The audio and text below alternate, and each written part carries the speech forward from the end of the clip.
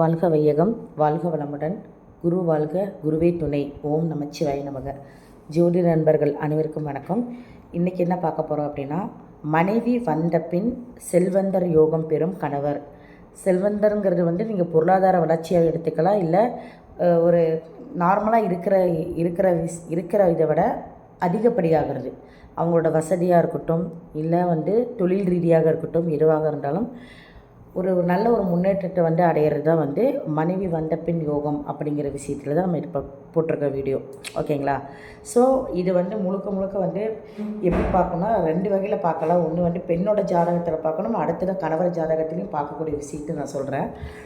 முதல் ஒரு பெண்ணோட ஜாதகத்தில் கலத்திரக்காரக கிரகம் சொல்லக்கூடிய செவ்வாய், இந்த செவ்வாய் பகவானோட என்ன கிரகம் சேர்ந்திருக்கு அப்படிங்கிற விஷயத்தை நீங்கள் முதல்ல பார்க்கணும்.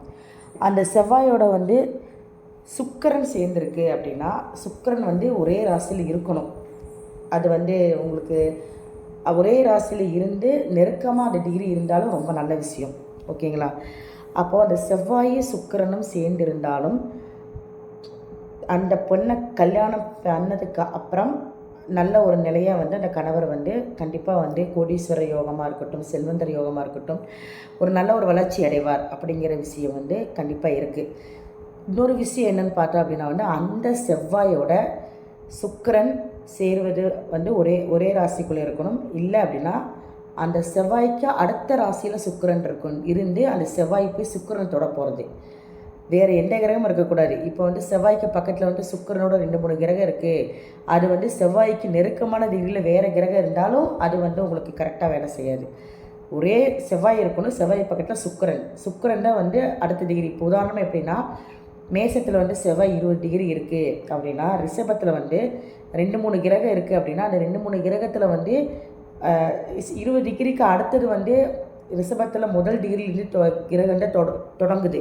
அப்போ அந்த சுக்கிரன் ரிஷபத்தில் ஒரு 5 டிகிரி 6 டிகிரி இருக்குது அப்படின்னா, அதுக்கு முன்னாடி எந்த கிரகம் இல்லாமல் அந்த முதல் கிரகம் அந்த 5 டிகிரி 6 டிகிரியில் சுக்கிரன் இருக்குது அப்படின்னா, செவ்வாய் போய் நெக்ஸ்ட்டு சுக்கிரனை தான் போய் தொடுவார்.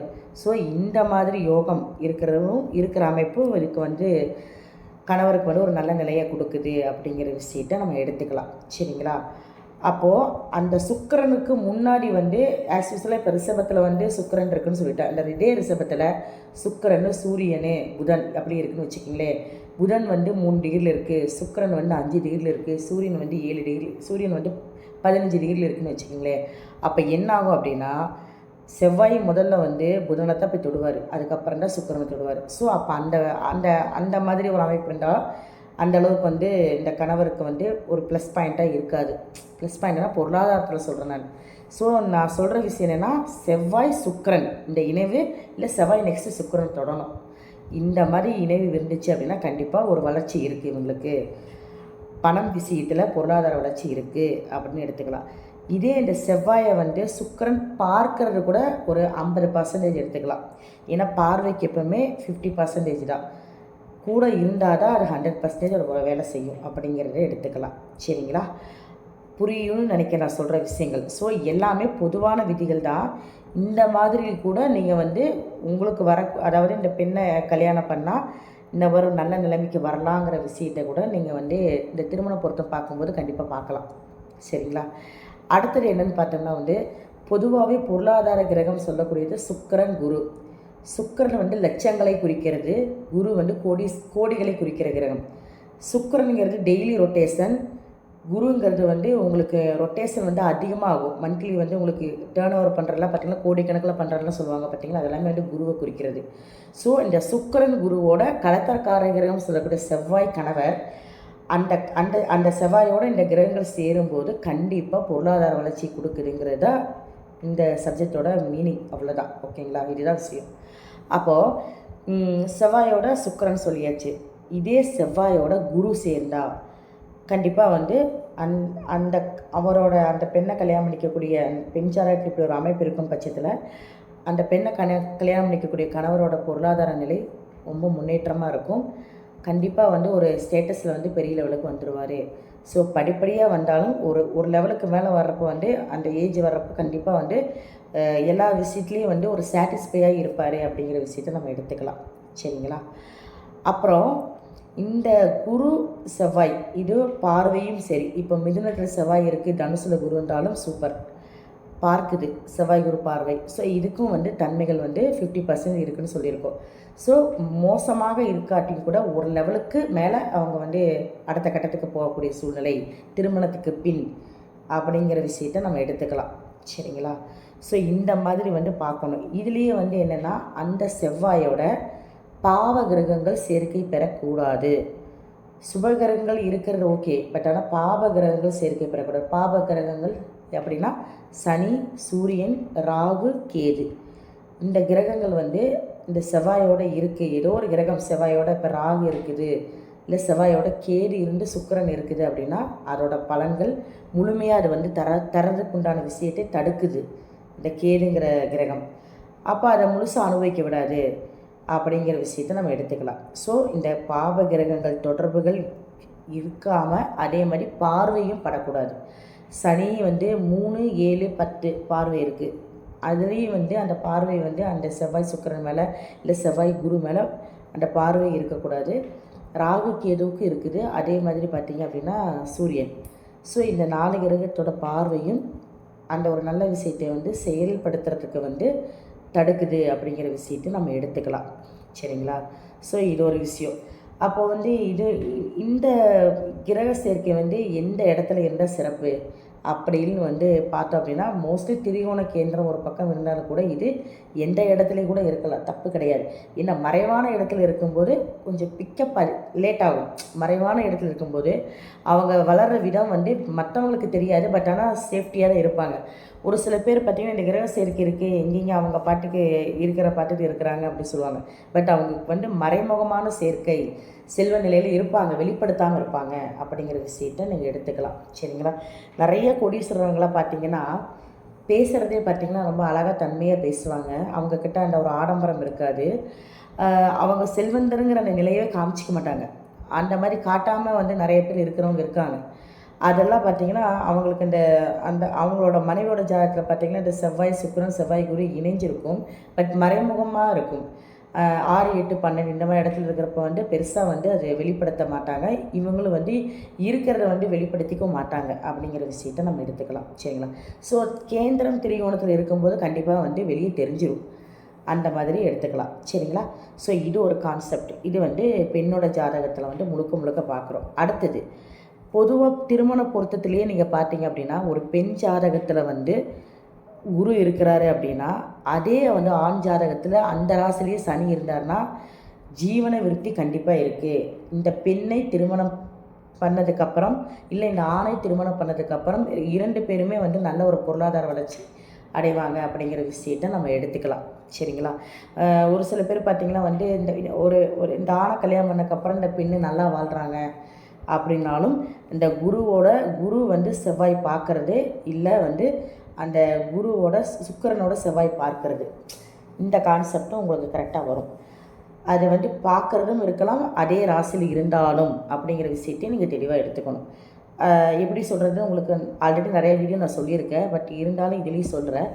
ஒருத்தருக்கு துலாத்தில் வந்து சனி இருக்குதுன்னு வச்சுக்கிங்களேன். சரி, சனியை பற்றி சனி பகவானை பற்றி பேச வேண்டாம். ஆக்சுவலாக அது வந்து தொழிலுக்கு போயிடும். ஒருத்தர் சரி ஓகே, துலாத்தில் சனி பகவான் இருக்கார் அப்படின்னா அதே துலாத்தில் குரு இருந்தாருன்னு வச்சுக்கோங்களேன், கண்டிப்பாக ஜீவன விருத்தி இருக்குது, தொழில் முன்னேற்றம்.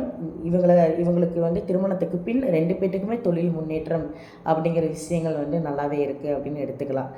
இதே வந்து துலாத்தில் வந்து செவ்வாய் இருக்கார் அப்படின்னா, ஒரு ஆண் ஜாதகத்தில் செவ்வாய் இருக்கார் அப்படின்னா, ஒரு பெண் ஜாதகத்தில் துலாத்தில் வந்து சுக்கிரன் இருக்குது அப்படின்னா ரொம்ப சிறப்பு தான். இதே ஆப்போசிட்டாக போட்டாலும் ரொம்ப சிறப்பு. ஆல்ரெடி நான் வந்து கலத்திரக்கார கிரகம் லக்னத்தில் இருக்க ரொம்ப நல்லதுன்னு சொல்லியிருக்கேன். அப்போது ஒரு ஆண் ஜாதகத்தில் வந்து லக்னத்தில் வந்து துலா லக்னம் வச்சுக்கணும், துலா லக்னத்திலேயே சுக்கிரன் இருக்கார்.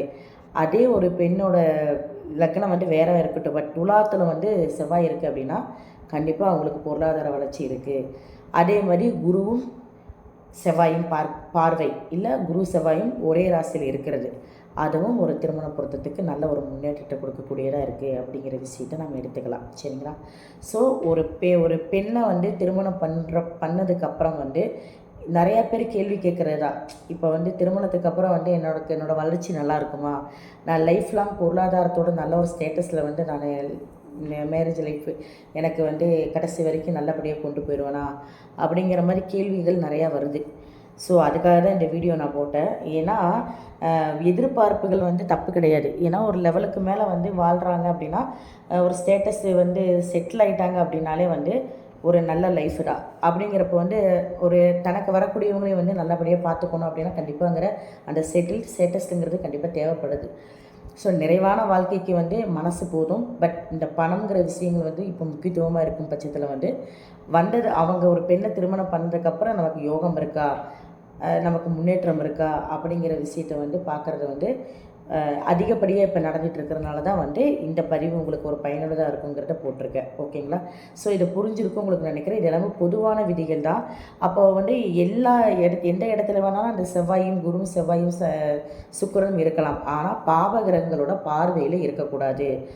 பாவகிரகங்களை வந்து போய் அடுத்தது செவ்வாய் சுக்கிரன் ஒரு ராசியில் இருந்துட்டு இரண்டு பக்கமும் வந்து அடுத்தடுத்து இல்லை, அதாவது இந்த 12ஆம் ஒரு இடத்துல இருக்குது. இப்போ துலா லக்னம்னு வச்சு, துலா லக்னத்தில் செவ்வாய் சுக்கிரன் இருக்குது அப்படின்னா உங்களுக்கு அடுத்தது தொடப்போட கிரகம் வந்து இந்த பக்கம் வந்து கேதுவும், அந்த பக்கம் உங்களுக்கு சனி பகவான் இந்த மாதிரி கிரகம் இருந்தாலும் கூட அதுவும் வந்து அதை ஒரு வேலையை வந்து சிறப்பாக செய்ய விடுறதில்ல. அது பாப கத்திரி யோகம் சொல்லக்கூடிய அந்த இடையில மாட்டிக்கிறனால வந்து அதோட வேகம் வந்து தடையாகுது. ஸோ லேட்டாக பிக்கப் ஆகுறாங்க. சில தடைகள் போராட்டங்கள் தாண்டி ஒரு நல்ல நிலைக்கு வர்றாங்க அப்படிங்கிற விஷயத்தை நம்ம எடுத்துக்கலாம். ஓகேங்களா? ஸோ இதுலேருந்து என்ன தெரியுது அப்படின்னா, நல்ல கலத்திரக்கார கிரகம் செவ்வாயோட குருவோ சுக்கிரனோ சேரும்போது அந்த அந்த சேர்ந்து இருக்கக்கூடிய பெண்ணோட ஜாதகமாக இருக்குன்னா அந்த பெண்ணை திருமணம் செய்த பின் அவங்களோட அவங்களோட ஒரு நல்ல கிரக சேர்க்கை மூலம் இந்த கணவருக்கு வந்து நல்ல ஒரு ஸ்டேட்டஸ் தொழில் சம்மந்தப்பட்ட வகையிலும் சரி, பொருளாதார சம்மந்தப்பட்ட வகையிலும் சரி, இடம் வீடு வாகனம் இந்த சம்மந்தப்பட்ட நல்ல ஒரு முன்னேற்றத்தை கொடுக்குறாரு அப்படிங்கிற விஷயத்த நம்ம எடுத்துக்கலாம். சரிங்களா? இந்த விஷயத்தில் வந்து இந்த சேர்க்கையில் வந்து கவனிக்கப்பட வேண்டிய விஷயம் வந்து ஒரு 2-3 பாயிண்ட்ஸ் இருக்குது. என்னென்னா, செவ்வாய் சுக்கிரன் சேர்க்கை ஒரே ராசியில் இருக்கிற ஒரு கான்செப்ட் இருந்தாலும் அந்த செவ்வாய் நீசமாகாமல் இருக்கணும், அந்த செவ்வாய் வந்து வக்ரமாகாமல் இருக்கணும். இல்லை வக்ரம் ஆச்சு அப்படின்னா சுக்கிரனும் வக்ரமாகணும், செவ்வாய் வக்ரமாக இருக்கணும். அப்போ வந்து அதோட வேலையை வந்து ஒரே மாதிரி செய்யும். ஒன்று வக்ரமாக இல்லாமல் ஒன்று வக்ரமாக இருக்குது அப்படின்னா போராட்டம் இருக்கும். அதோட விஷயங்கள் நடத்துறதுக்கு ரொம்ப நாளாகும், தாமதப்படுத்தும். ஆனால் அந்த விஷயம் நடந்துடும். பட் அதுக்காக போராடி அவங்க வந்து ஒரு மேலே வருவாங்க, ஜெயிப்பாங்க. கணவரோட கணவரோட நிலை வந்து ஒரு போராட்டத்துக்கு பின் ஒரு நல்ல ஒரு நிலைக்கு வருவாங்க அப்படிங்கிற விஷயத்தை நம்ம எடுத்துக்கலாம். ஓகேங்களா? ஸோ அந்த கிரகத்தோட பலம் ரெண்டுமே ஒரே மாதிரி இருக்கணும். அதில் ஒரு கிரகம் நல்லா இருந்தால் ஒரு கிரகம் மாறுச்சுன்னா பலன்கள் மாறுபடும். ஸோ ஆல்மோஸ்ட் 2 பேருக்குமே வீடியோ அப்படி தான் போட்டிருக்கு, ஆணுக்கும் பெண்ணுக்கும். பட் இதில் வந்து பெண்ணுக்கு எப்படி நம்ம ஒரு பெண்ணோட ஜாதகத்தில் இந்த சேர்க்கை இருந்தால் ஒரு ஆணுக்கு நல்ல ஒரு பலன் கிடைக்கிதுன்னு சொல்கிற மாதிரி ஆண் ஜாதகத்திலும் ஒரு சில கிரக சேர்க்கை இருந்தால் வரக்கூடிய பெண் வந்து நல்லபடியாக இருப்பாங்க, நல்லபடியாக ஒரு வாழ்க்கை இருக்கும் அவங்களுக்கு லைஃபு அப்படிங்கிற விஷயத்தை வந்து உங்களுக்கு அடுத்த வீடியோவில் நான் போடுறேன். மீண்டும் அடுத்த பகுதியில் சந்திப்போம். நன்றி, வணக்கம்.